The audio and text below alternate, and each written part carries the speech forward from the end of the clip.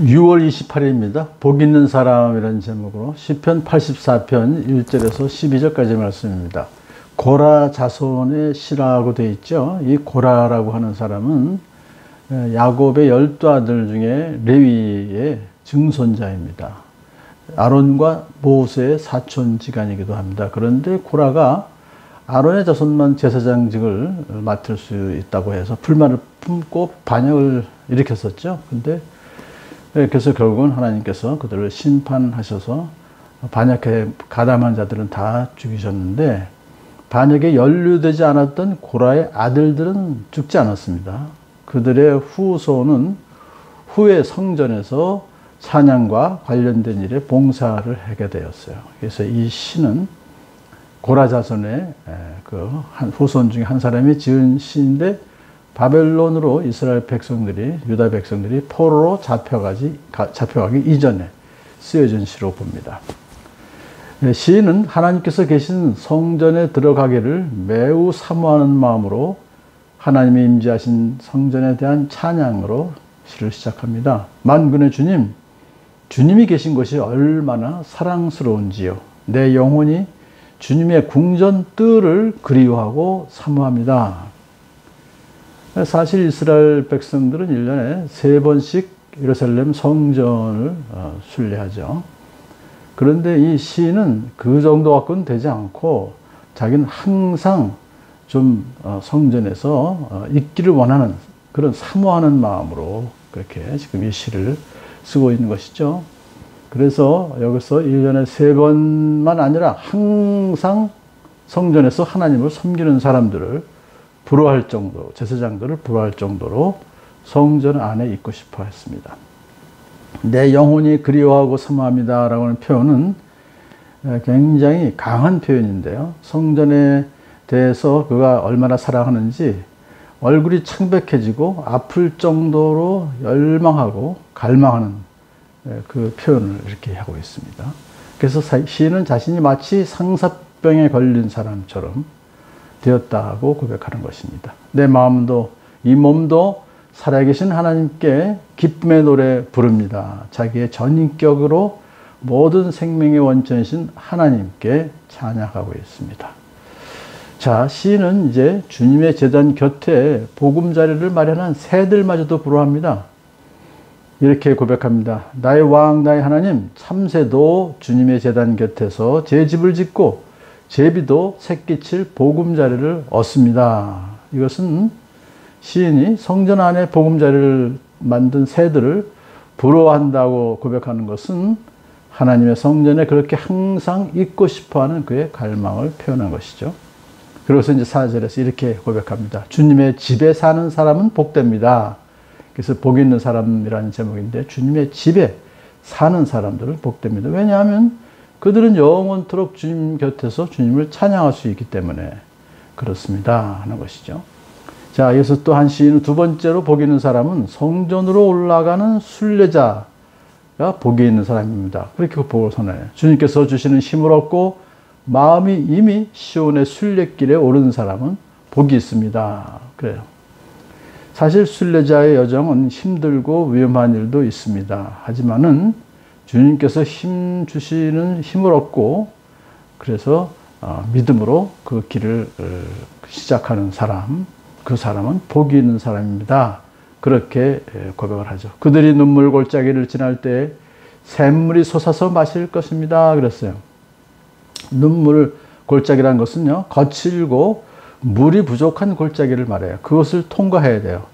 예루살렘 성전을 가기 위해서는 그 눈물 골짜기를 통과해야 되는데, 하나님께서 샘물을 주셔서 마시게 해주시고, 또 가을비도 샘물을 가득 채워서 마시게 해주신다 하는 그런 믿음을 가지고 하나님의 은혜로 그런 것도 무사히 통과해 갈 수 있게 해주신다는 것입니다. 자, 하나님을 사모하며 순례의 길을 걸어가는 자들은 하나님의 은총을 입어서 결국 복된 삶을 살아가게 될 것이다 라고 여기서 고백하고 있는 것입니다. 그들은 힘을 얻고 더 얻으며 올라가서 시온에서 하나님을 우러러뵐 것입니다. 예, 시온에 이제 가서, 예루살렘의 성전에 가서 드디어 하나님을 우러러 뵙게 될 것입니다. 라고 하는 것은 순례의 목적을 이루게 될 것입니다. 하나님 앞에 나가서 하나님께 자신을 드리는 예배를 온전히 드릴 수 있게 되는 것이다 하는 것입니다. 자, 이것을 보면서요, 두 번째로 복 있는 사람은 순례의 길을 가는 사람이다. 이것을 우리 삶에 적용한다면 우리는 모두 이 세상에 험하고 참 힘든 그런 눈물 골짜기 같은 것을 지날 때가 있습니다. 순례의 길을 행하다 보면. 하지만 항상 하나님께서는 샘물을 주시고 또 가을비를 주셔서 샘물을 넘치도록 채워주셔서 우리가 무사히 순례의 길을 다 이루어 목적하는 그 하나님 천성을 향해서 다 도착하게 될 것을 믿습니다. 순례자들은 시온에 도착하면 기도를 시작합니다. 시인도 간절하게 기도하기 시작합니다. 주 만군의 하나님, 나의 기도를 들어주십시오. 야곱의 하나님, 귀를 기울여 주십시오. 라고 시작하죠. 만군의 하나님은 전능하신 하나님이시고요. 야곱의 하나님은 나의 조상들에게 은혜를 베푸신 하나님이라고 부르면서 이제 나의 기도도 들어주시고 응답해 주실 줄을 믿습니다 하는 믿음으로 기도하는 것이죠. 그런데 시인이 개인적인 어떤 소원을 간구하는 것이 아니라 이스라엘 나라를 위해서 이렇게 주님께서 기름 부어 주신 사람을 위해서 중보 기도하는 것입니다. 우리의 방패신 하나님, 이스라엘을 보호하신 하나님. 여기서 이 방패라고 하는 것은 바로 보호하신 하나님이다 하는 것이에요. 그러니까 나라를 위해서 이스라엘을 보호하신 하나님께 기도하면서 또 주님께서 기름 부어 주신 사람을 돌봐 주십시오. 이 주님께서 기름 부어 주신 자는 여기서 왕을 말하죠. 왕, 제사장, 선지자 이렇게 세 사람에게 특별히 기름 부어 주신, 여기서는 왕을 말합니다. 그래서 하나님께서 왕으로 세우시고 기름 부어 주신 그 자를 돌봐 주십시오. 그래서 이스라엘 나라를 형통케 하여 주십시오 라고 기도합니다. 그래서 하나님께서 이스라엘에게 은혜를 베풀어서 이스라엘을 형통케 해 주십시오. 그 왕을 통해서, 그런 뜻입니다. 자, 시인은 마지막 단락에서 다시금 하나님이 계신 성전에 머무는 것이 얼마나 복된 일인 것을 노래하죠.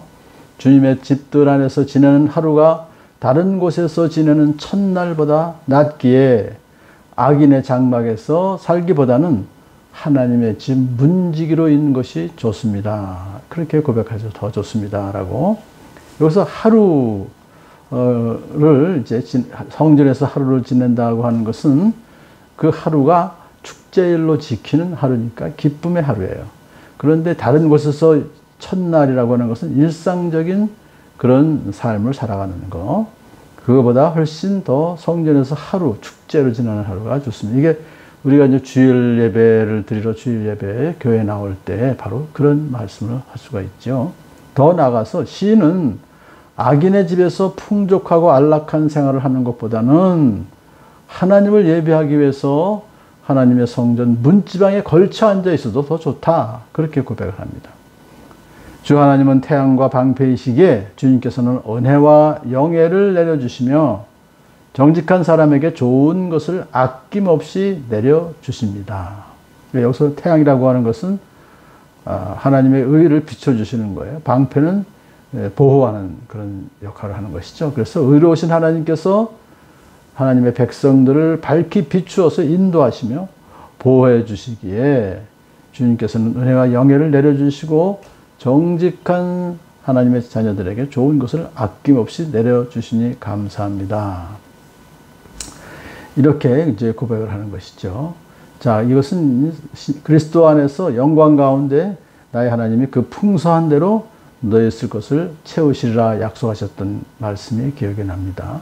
마지막으로 이렇게 고백합니다. 만군의 주님, 주님을 신뢰하는 사람에게 복이 있습니다. 세 번째로 복이 있는 사람은 주님을 신뢰하는 사람이에요. 입으로만 하나님을 의지하는 것이 아니라 그의 행동과 인격 전체를 걸고 하나님을 의지하는 사람, 신뢰하는 사람이야말로 복 있는 사람입니다.